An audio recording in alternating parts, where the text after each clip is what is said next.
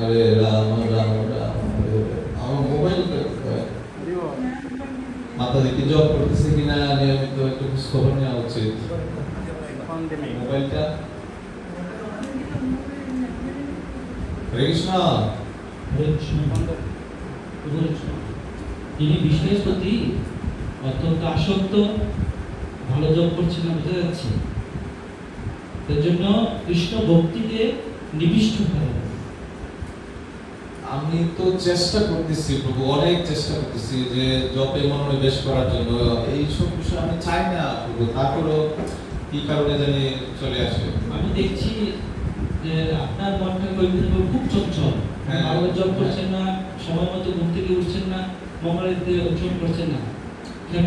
প্রভু আমি এখন কি করবো, আমি কিছু বুঝে উঠতে পারতেছি না। আমি জানি যে কৃষ্ণই একমাত্র আমার আশ্রয়, তারপরেও কি কারণে এইসব বিষয়ের প্রতি একটু আকর্ষণ চলে আসে। আরে এখনো কি কত সময় আছে? আপনি বয়স কত আপনার? কত সময় সামনে পড়ে আছে? হরিনাম করে করবে একটু মাতাজির সাথে একটু কথাবার্তা বললে, তাদের কাছে একটু কানে কানে আস্তে দেরি করলে সমস্যা নেই। এটা তো ঠিক, আমার তো অনেক সময় বাকি, কৃষ্ণ ভক্তি তো করা যাবে আসলে। একটু আস্তে আস্তে প্রসাদ এই মাথার মধ্যে মাতারি তো শুরু করতেছে, আপনার কিন্তু আমাদের তো মাতারি শুরু করে দিলে বুঝুন না কেন?